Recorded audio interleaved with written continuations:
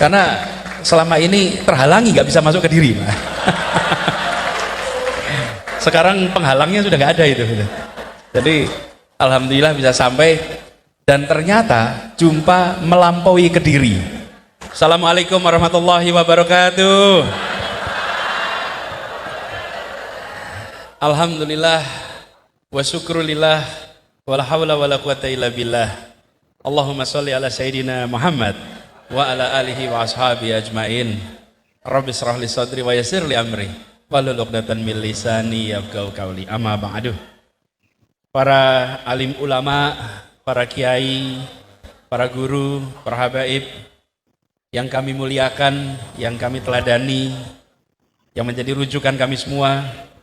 Wabil khusus hadir bersama kita Kiai Zamzani Mahrus yang tadi memimpin doa, Gus Fahmi, Gus Nafik, Ustadz Rahmat, Ustadz Andri Kurniawan, Ustadz Abdullah Adlan, Ustadz Ahmad Mustain, dan masih banyak lagi mungkin yang tidak tersebutkan satu persatu tanpa mengurangi rasa hormat.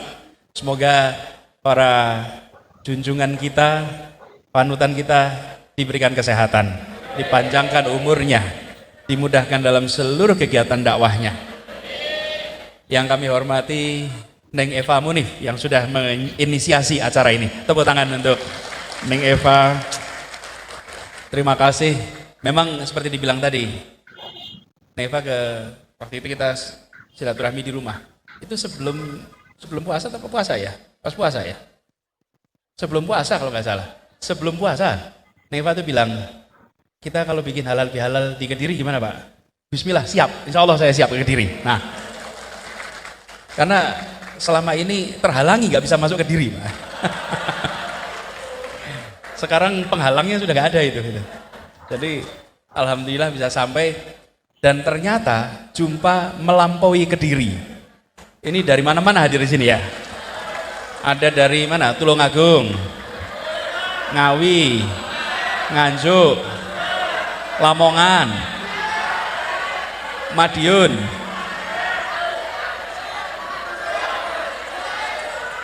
Sidoarjo, Surabaya, Gresik, Bangil, Pasuruan. Wah sudah, kalau ini nanti absen wilayah Jawa Timur nanti. Tapi kumpul semua di sini, dan alhamdulillah hadir juga bersama kita Laksamana Purnaweran Jenderal Henry. Terima kasih sudah menyempatkan hadir. Profesor Misranto, terima kasih mengkhususkan hadir. Dan ada begitu banyak tamu-tamu kehormatan, ibu-ibu, poroning, poronyai, terima kasih. Dan ruangan ini memang terasa hangat. Iya, ini kehangatan yang membawa berkah. Kalau kita bahagia, suasana apapun terasa nyaman. Ya, kalau niatnya baik, berkumpul bersama orang baik, dalam jalan kebaikan, insya Allah keberkahan mengiringi kita semua. Jadi, saya cerita sedikit tadi malam, kami tiba di sini sekitar jam 11. Kira-kira 11 malam, terus begitu sampai diberitahu kalau di sini harus makan, nah itu, pecel apa? Nah itu, jadi kami makan menjelang tengah malam, pecel numpak. Alhamdulillah pecelnya memang enak sekali Pak, enak sekali.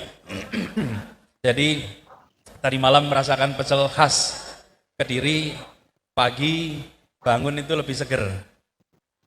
Apalagi ketika pagi tadi ketemu dengan beberapa teman-teman pegiat di kota Kediri. Lalu sekarang halal bihalal.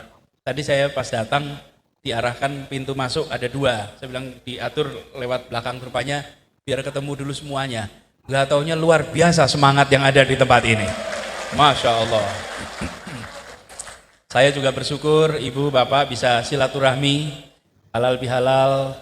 Ini memang Idul Fitri di kita ini khas yang tidak ditemukan di dimanapun juga. Pasti ibu bapak pernah melihat. Coba kalau Idul Fitri di Mekah, selesai sholat id gimana? Di Madinah, selesai? Selesai. Id Mubarak, Id Mubarak. Alaina alaikum, selesai. Tapi kalau di sini, apa yang terjadi? 1 bulan. 1 bulan kita kembali ke nol kepada semuanya. Betul tidak? Yang kemarin susah untuk nelpon, nah ini kesempatan nelpon. Yang susah untuk WA, nah ini kesempatan WA. Yang sulit salaman, nah ini bisa salaman. Ini ada satu periode di mana kita kembali. Kalau pom bensin itu ke titik 0, 00, 00. Dan ini Bapak Ibu sekalian, kekayaan budaya yang membuat perasaan persatuan, perasaan kebersamaan terawat secara berkala. Secara berkala. Sebuah inisiatif yang luar biasa. Walaupun kata halal bihalal, kalau dicari bahasa Arabnya juga susah ketemunya Bapak Ibu. Loh, tapi kan begini Bapak Ibu, apakah ada bahasa yang benar dan baik? Bahasa itu kesepakatan. Nah, bahasa itu kesepakatan. Kesepakatan. Ini namanya kemeja. Ini kesepakatan kemeja. Ini namanya celana. Itu kesepakatan. Kalau dulu nenek moyang kita terbalik sepakatnya. Ini namanya kemeja. Ini namanya celana. Ya jadi. Bahasa itu kesepakatan. Kalau disepakati jadilah bahasa. Makanya dulu saya pernah usul, yuk bahasa Indonesia itu diperkaya kata-katanya. Menggunakan apa? Bahasa daerah. Karena bahasa daerah sering lebih kaya daripada bahasa Indonesia. Ayo Bapak Ibu, kalau mau bilang bahasa Indonesianya unyeng-unyeng apa? Ayo coba. Ketemu nggak bahasa Indonesianya unyeng-unyeng? Nggak ketemu. Iya. Lain, ubun-ubun. Ayo unyeng-unyeng kok. Masa kita mau pusaran rambut? Nah, nggak bisa. Jadi misalnya kekayaan, nah bahasa Indonesia kita harus lebih kaya. Bahasa Indonesia itu punya sekitar 150.000 kosakata sekarang. Bahasa Inggris 1 juta. Terus nambah, bahasa Arab 12,7 juta. Wih, jadi kekayaan bahasa itu membuat kita bisa menjelaskan banyak hal. Jadi kembali pada kata halal bihalal, kita menyumbang ke bahasa Arab dari Indonesia.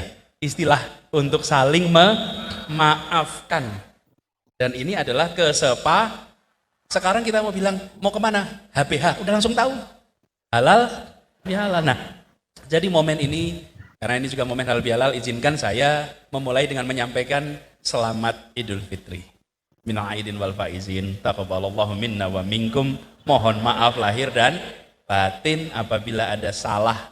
Saya nih, salah kata, salah tindakan, undangan yang tak terpenuhi, jabat tangan yang tak terjangkau, senyuman yang tak terjawab, mohon dimaafkan. Mohon dimaafkan. Insya Allah kita kembali ke fitrah di bulan Syawal ini. Dan mudah-mudahan puasa kita kemarin membawa kita kepada derajat ketakwaan yang lebih tinggi. Dan kita mendapatkan fitrah di akhir bulan suci Ramadan kemarin, seluruh amal ibadah kita diterima dan dilipat gandakan pahalanya. Jadi saya bersyukur sekali bisa sawalan walaupun sudah lewat bulan. Tapi sawalan boleh-boleh aja ya Pak, sawalan. Nah, saya bersyukur bisa datang bersama di sini, apalagi kita semua dalam suasana penuh semangat. Ini memang barisan kita ini unik Bapak Ibu.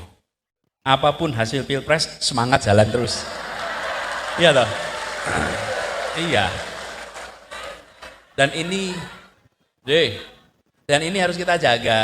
Kenapa? Karena kita menginginkan Indonesia yang lebih baik. Indonesia yang lebih baik itu harus diperjuangkannya terus-menerus. Terus-menerus. Ketika ada masa di mana ada perhelatan demokrasi, maka kita partisipasi lewat perhelatan demokrasi. Perhelatan demokrasinya selesai, kita partisipasi lewat semua kegiatan yang ada di sekitar kita. Jadilah pendorong perubahan untuk kebaikan di tempat kita masing-masing. Terus, jangan berhenti Bapak Ibu. Karena tujuan kita adalah membuat Indonesia lebih adil. Indonesia yang lebih makmur. Dan kita ingin Indonesia yang memiliki moral yang baik, memiliki integritas yang tinggi, pemerintahan yang terpercaya, masyarakat yang saling mempercayai. Itu yang harus kita bangun. Karena kita ingin saling mempercayai, jangan ada saling membohongi. Kita harus, karena inilah yang menjadi modal utama. Bapak sekalian, di bangsa-bangsa yang tingkat kepercayaan antar masyarakatnya tinggi, di sana terjadi kemajuan. Tapi di tingkat kepercayaan rendah, di situ terjadi kemunduran. Karena itulah kenapa marilah kita jaga. Menjaganya apa? Konsistensi. Konsistensi itu akan menjaga kepercayaan. Kalau ada inkonsistensi, dia mencederai kalau mencederai kepercayaan, maka kepercayaan akan menurun. Nah, sementara kita tahu itu syarat untuk bisa maju ke depan. Jadi tantangan yang kita hadapi hari ini, sekalian, menjaga kepercayaan. Sekarang kondisi ekonomi sedang penuh tantangan. Ibu-ibu, gimana harga-harga sekarang?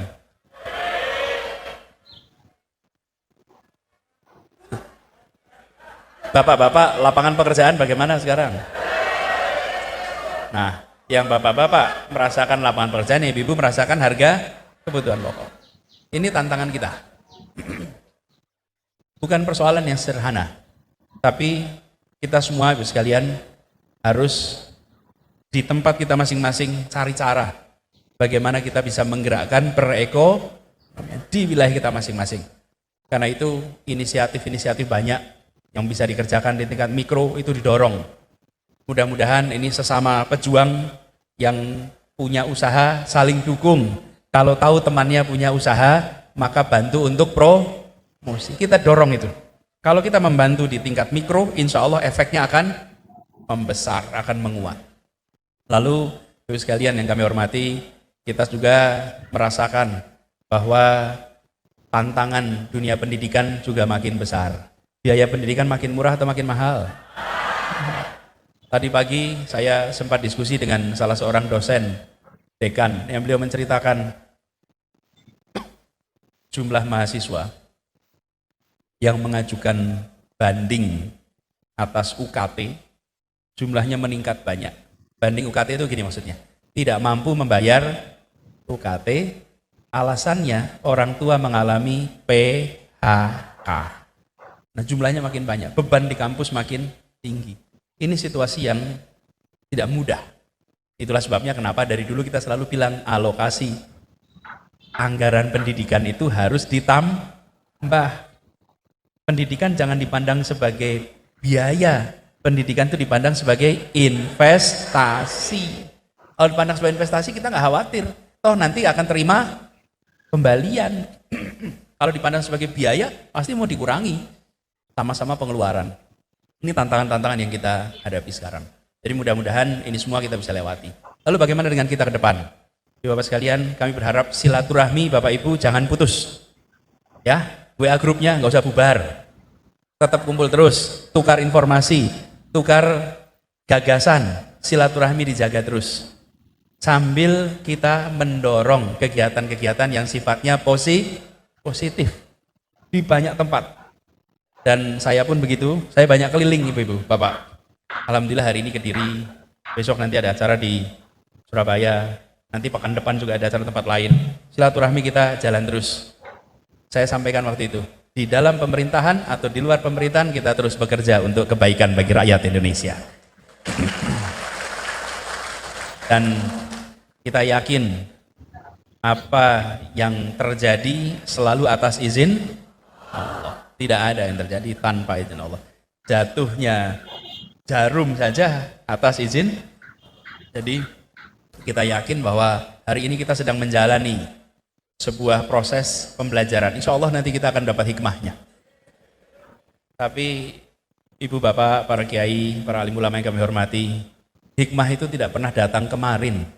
Hikmah itu selalu datangnya besok. Yang bisa baca hikmah sebelum kejadian itu cuma Nabi Khidir. Kalau Nabi Khidir itu sudah lihat hikmah sebelum kejadian. Lah kita ini rombongannya Nabi Musa, Bapak Ibu. Harus kejadian dulu baru paham.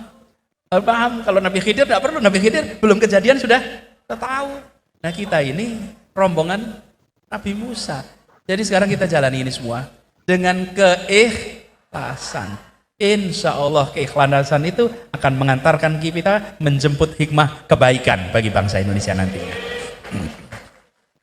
Yang penting kita jaga sama-sama sifat-sifat amanah, istiqomah. Karena itu yang nanti akan bisa menjadi pengikat di antara kita dalam perjuangan yang amat panjang. Ibu Bapak sekalian, kita bersyukur bahwa semangat itu hidup terus. Dan semangat hidup terus ini, Bapak sekalian, saya cerita sedikit nih, mumpung ketemu. 2 tahun, saya 1,5 tahun ya, jadi kalau sekarang udah jadi 2 tahun. 2023, 2024 itu tahun paling banyak jabat tangan seumur hidup saya. Salaman paling banyak itu masa itu. Dan tidak ada salaman yang basa-basi, nggak ada. Salaman itu salaman yang sesungguhnya, nggak ada. Tidak ada pelukan basa-basi, nggak ada. Yang ada itu pelukan yang sepenuh hati, betul tidak? Itu betul. Ibu Bapak sekalian, kemanapun. Itulah sebabnya saya selalu merasa punya tanggung jawab moral. Karena yang bekerja bersama kita kemarin adalah pribadi-pribadi kita demi kebaikan untuk negeri kita. Tidak berpikir tentang apa yang didapat untuk dirinya. Saya ini ya Bapak sekalian, satu ketika dapat undangan pernikahan. Saya datang pernikahan itu. Lalu setelah selesai pernikahan, saya cuma diberitahu, Pak, ini yang mengundang ini beliau dulu aktif membantu, ya saya datang. Selesai datang pernikahan, lagi salaman, baru saya sadar, ternyata ibu tuh gitu. Ibu, kenapa? Turun saya diingatkan, Pak, ini beliau itu tidak pernah bilang, Pak, itu nyumbang lebih dari 30 bis untuk orang berangkat ke JIS. Tidak pernah cerita, tidak pernah bilang. Dari mana-mana berangkat. Nanti saya ketemu, dan ini Bu sekalian, saya ketemu dengan satu keluarga, papasan, bukan ketemuan, papasan. Pas papasan itu, temannya cerita, Pak Anies, ini beliau ini, nyetak ribuan kaos pas Pilpres kemarin. Tidak pernah cerita. Itu sebabnya, Ibu sekalian, saya selalu sampaikan, ini adalah tanggung jawab moral yang tidak kecil untuk kita berjuang terus bersama-sama. Dan itu artinya menjaga kepercayaan. Ini yang insya Allah kita jaga sama-sama. Dan dalam perjalanan kemarin, perjuangan itu paling banyak ketemu dengan aspirasi nomor 1, pendidikan. Wah udah, saya pernah Bu di Lampung Pak, ada ibu-ibu, itu saya di panggung gini, celana saya itu tarik-tarik terus Pak.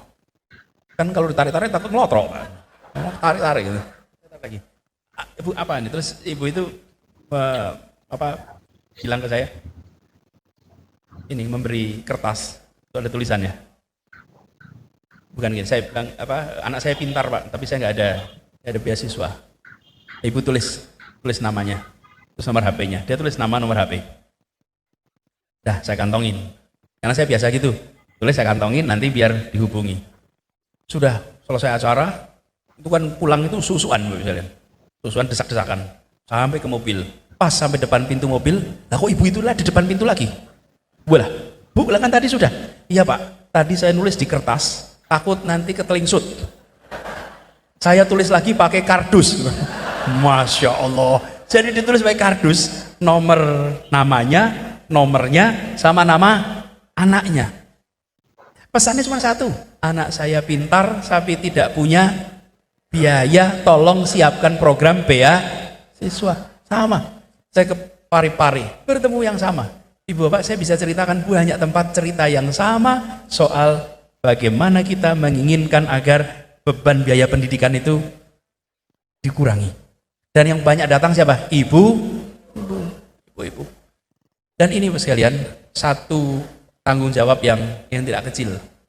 Tapi juga saya ketemu dengan semangat yang luar biasa. Kalau Bapak Ibu itu sudah suasananya suasana perjuangan, tangan Bapak dan tangan Ibu tidak bisa dibedakan kekuatannya. itu sama-sama kenceng. Jadi saya selalu membayangkan ini cermin dari antusiasme. Mudah-mudahan semua keikhlasan kita dicatat sebagai amal soleh kita semua. Dan semoga ini mengantarkan kita nantinya kepada perubahan Indonesia yang lebih baik. Jadi ini adalah pribadi-pribadi yang luar biasa. Walaupun juga seringkali kita merasakan Bapak Ibu, kalau pas lagi acara gini kan pengen foto-foto. Saya juga pengen foto-foto Bapak Ibu. Nah, tapi foto-foto itu juga meninggalkan fenomena menarik Bapak. Saya sering kalau selesai acara itu rebutan foto tuh. Berangkatnya bareng-bareng, tapi pas mau foto kompetisi satu sama lain. Pokoknya yang penting saya dapat foto. Itu kalau sudah desak-desakan foto-foto itu luar biasa Bro. Jepit, dorong, lupa teman, lupa istri, lupa suami gitu. Udah pokoknya penting dapat foto. Nah, yang unik Bro, pas lagi begitu biasanya itu ada begini. Udah, Pak Anies capek. Pak Anies capek. Lah padahal saya gak capek ya. Udah Pak Anies capek. Saya nggak capek. Terus saya lihat yang ngomong Pak Anies capek, yang udah foto. Oh, kalau udah foto terus wis cukup ya. Pak Anies capek. Lah jenengan wis foto. Lah yang lainnya belum.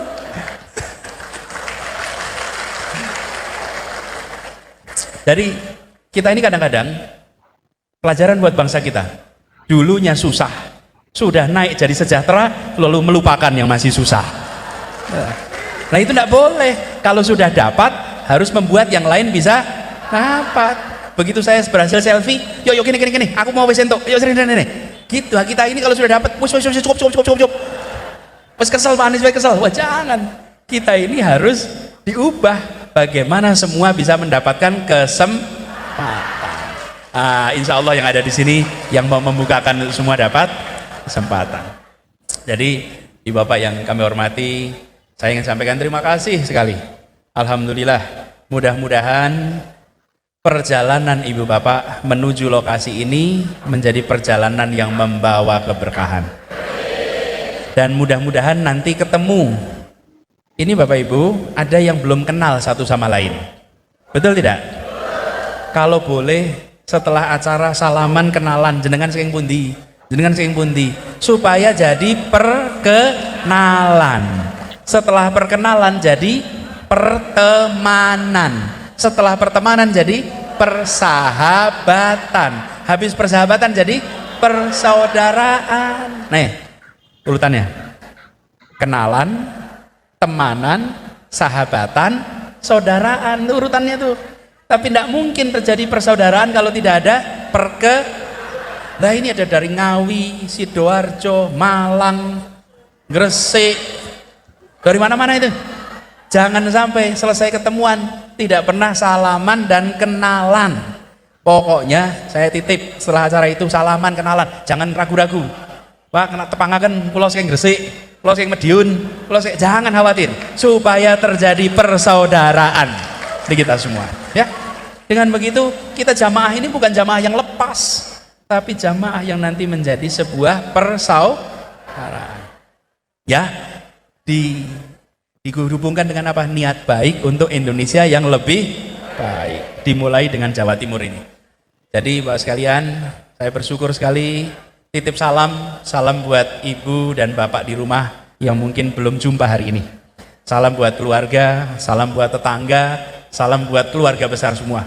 Sampaikan kepada semua, kita terus berjuang untuk Indonesia yang lebih baik.